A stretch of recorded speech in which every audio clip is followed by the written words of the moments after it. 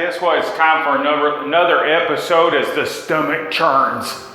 The saga of the house continues. So today, we're gonna put up some mud. Stick around, let's do this thing. All right, so here's what's gonna happen. I've already prepped my mud partially by putting some water in it, but I need to mix it up. I want it about the same consistency as pancake batter. I want it to whenever I stop my drill, I get a bubble, but not just a burst. I want it thick enough to stay on the wall, smooth enough to flow right out. Anyways, I'm gonna go ahead and do that, and then I'll come back. It's gonna be noisy. Yeah, there we go. Add me a little bit more water. I'm not adding a whole lot of water. I'm just gonna tell you right now. But I do need to add some to thin it up. It's been sitting here for a while. Well, it's been sitting on somebody's shelf for a while.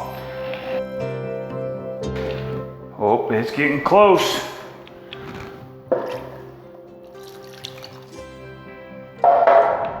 And you want a stout drill for this, because you're not going to do this with a cordless. Well, you might with like a 20 volt or some 24 volt, but this takes quite a little bit of amperage on your drill. Oh, I gotta get a little bit more water. No big deal.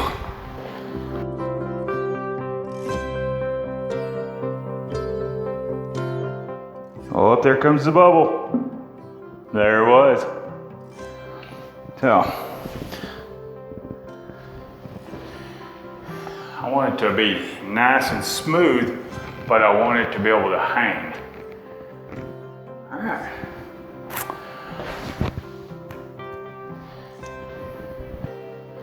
That should be good. I'm gonna mix it a little bit more, get it all nice and even, and then we're gonna start.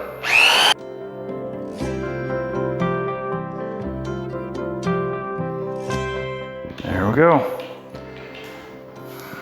Now, for the fun, dirty part.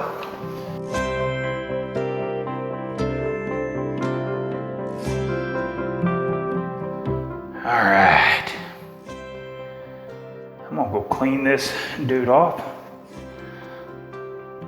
I like using this type, same as I use whenever I'm mixing up, like my grout, my thin set, things like that.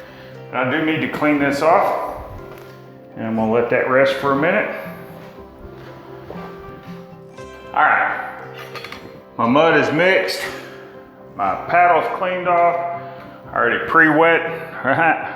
Got water in there still. I already put water in, make sure it's cleaned out. I'm gonna be using a couple of different kind of broad knives. I'm gonna be using a 6-inch and a 10-inch. You can get these at the hardware store. Really easy to get, you know. These are not very expensive. This one's super expensive, like $2. But what I am going to do is I'm going to remove some mud, and I'm going to put it in my little holder here, my little trowel, mud pan, whatever you want to call it. If you'll notice, it's got a metal edge right here. That's for removing your mud. But make sure you get this thing really good and clean afterward. And after I get some mud, I'm gonna put the lid back over the top of it so it doesn't start drying out.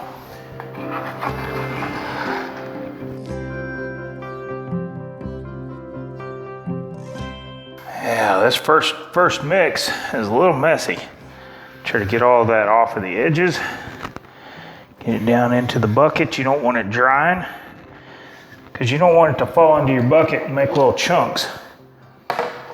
There we go. I'm not gonna seal it, I'm just gonna put it over it and kind of push down on it just a little bit.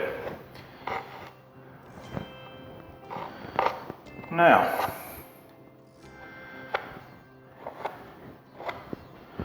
I got a bunch of mud on me. That's okay. You're gonna get it all over you. I'm gonna go ahead and do these little hat patches that I made. Put in, if you wanna know how to do one of those, I've got another video on a hole in my bathroom. You can watch that and see how I do that. Some people like to use a old piece of wood with a string through it. Bigger holes like this, I like something a little more substantial behind it than, say a paint stick. So I'm gonna go ahead and mud those, and then I'll get back and I'll show you how I'm gonna mud the wall. Stick around, here we go.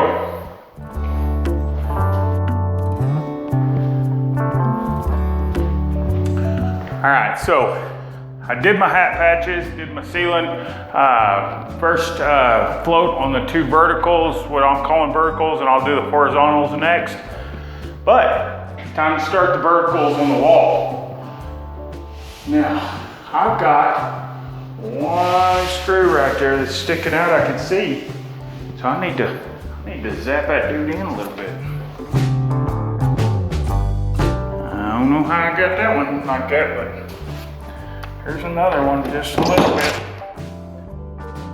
Probably because I was in a hurry the other night when I was doing these. And I was frustrated because if you watched the last episode, you know that I had a lot of issues.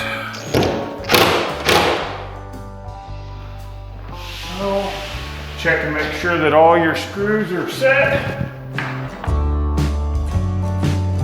All right, I think that's it. We're ready.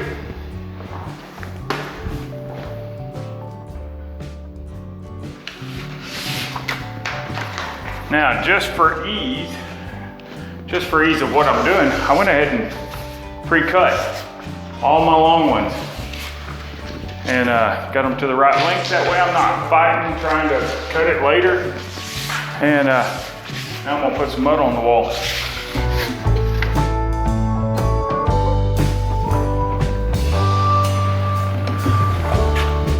You don't have to get it real thin, on your first coat, because you're gonna push it out from behind it.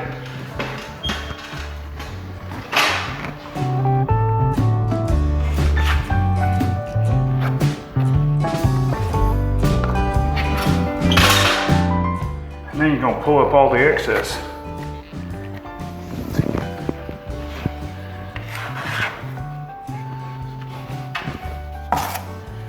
Now, if you do this a whole bunch,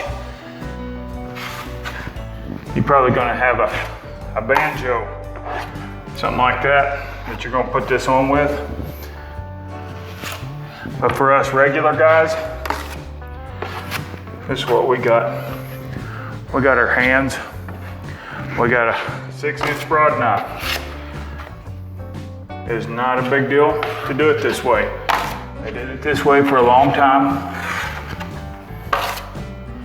All right. Now, I like to find my edges.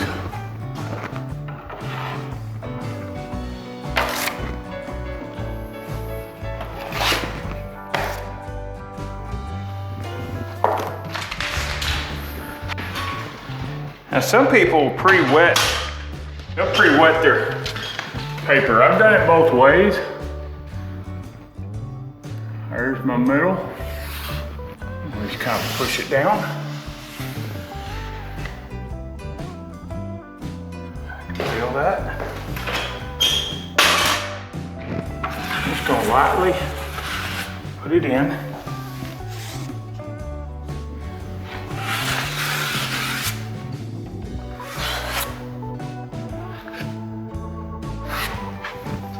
There we go. Now I'm gonna pull all the mud out from behind it while I'm pushing it or bedding it into the mud. So, now, hardest part of this is getting it started without dragging it and making a big old hump.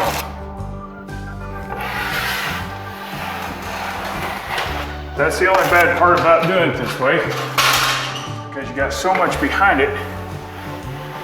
Kind of makes it a little more difficult.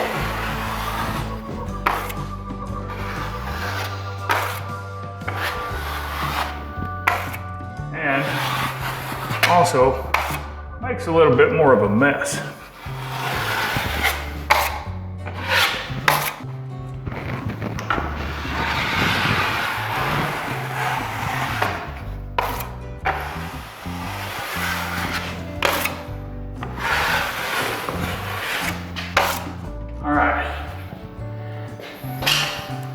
I've got it bedded down into it. Now I'm going to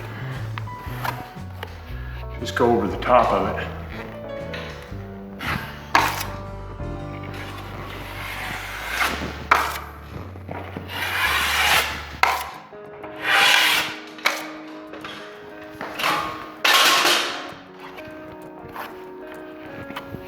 And this will be my first coat.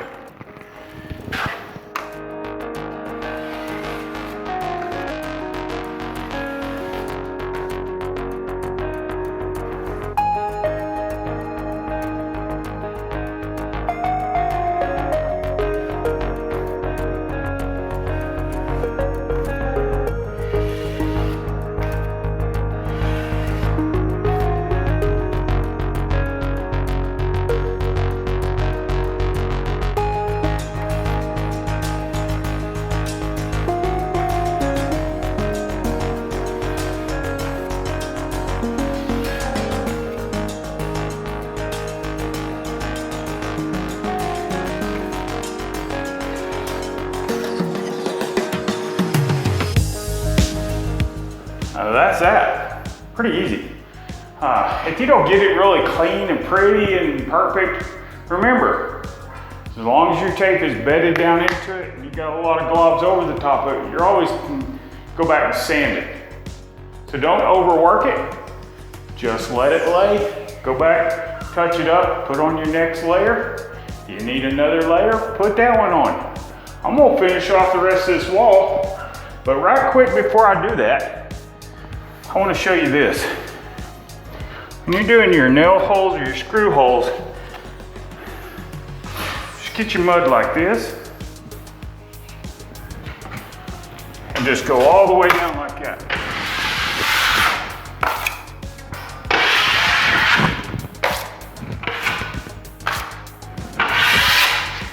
Easy peasy, don't do one at a time.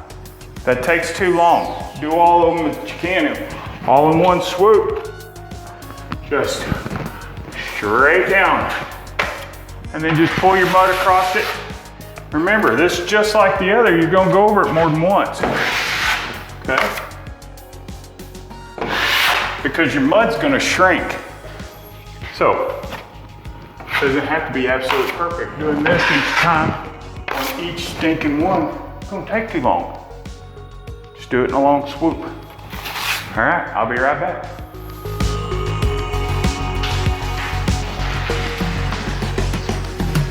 Okay, let's talk about corners. Corners aren't any different than flats other than there's corners. You put mud on each side and you draw, you bed your tape in it and then you draw your mud out. The difference is they actually make a trowel to pull it out, a knife that pulls it out. It's shaped like a corner. I've got one, but you know what? I don't know where it's at, so I'm gonna do it the old way. First thing I'm gonna do is I'm gonna go ahead and I'm gonna crease my paper. That's why there's a little bend in the middle. I'm gonna get it to where it's already creased, so that whenever I go to put it in the corner, I just shove it up in there and open it up. Put that to the side. All right. Try not to put my little step ladder into the mud that fell earlier. Now, I would highly suggest that if you're gonna do very much, you go ahead and get yourself a corner trowel.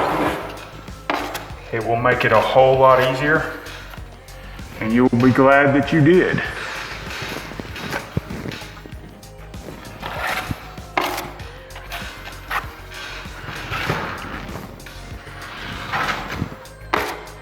And it makes a whole lot nicer corner.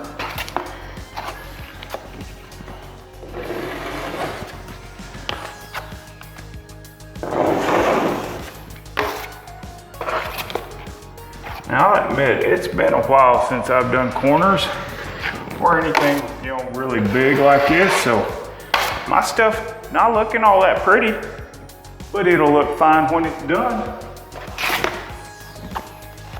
Don't get too much, too overly excited about how ugly your mud goes on. It's gonna be okay.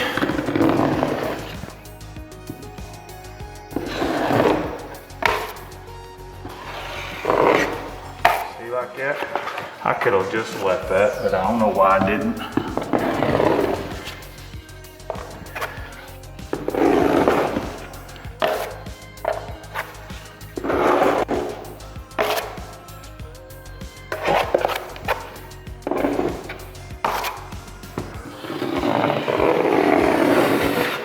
Now, what I'm doing right there is I'm literally pulling my knife away from the wall a little bit and just kind of taking out a little bit of that extra that was down there.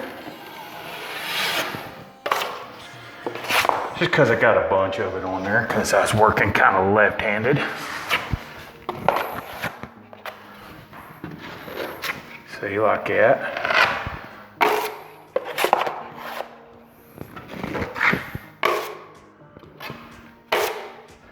Now, clean up my trowel, my little mud bucket here.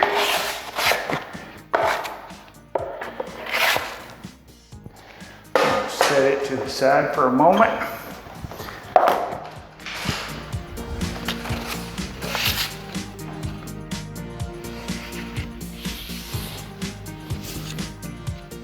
I'm just going to work that down to the floor and just kind of use my fingers and kind of push it back up against the wall.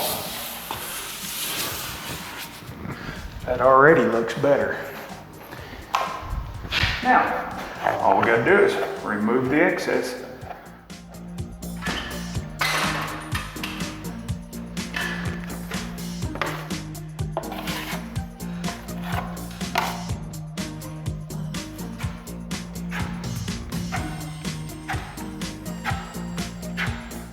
I'm trying to kind of bed this with my knife a little bit, and I'm also trying to get it kind of a little bit of mud on it to where it's a little slicker.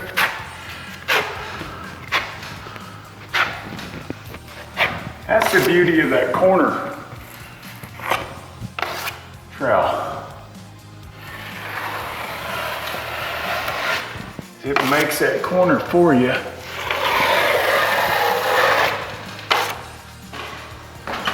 Makes it a whole lot prettier, and you don't get any gaps.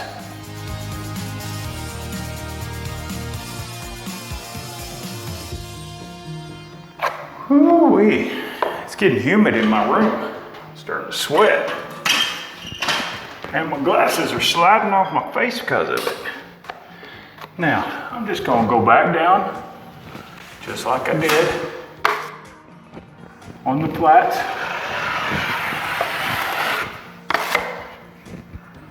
And I'm gonna go over the front edge just to help bed it a little bit better.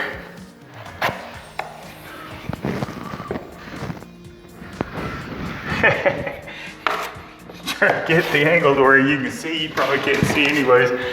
And it's making may not be able to put my mud on. All right.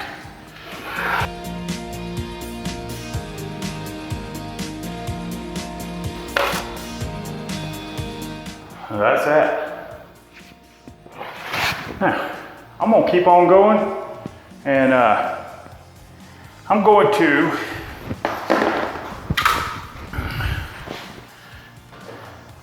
next float will be with this knife, this broad knife. I like this one. I've already got me kind of a little bit of a bend going in it, but I will cover each side and come out just that much further. Make everything pretty.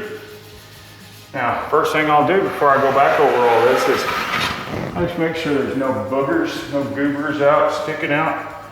And if I need to, I'll sand them off. And if you don't want to make a bunch of dust and you're on your final coat, just use a lightly damped sponge and you can get them off. So I will get back with you. I will show you whenever I get this done, and then we'll talk about some texture. See you in a minute. All right, guys, I think we're going to end it right there. Mainly because my batteries are running low, and well, all the rest is just kind of like a rinse and repeat, just wider.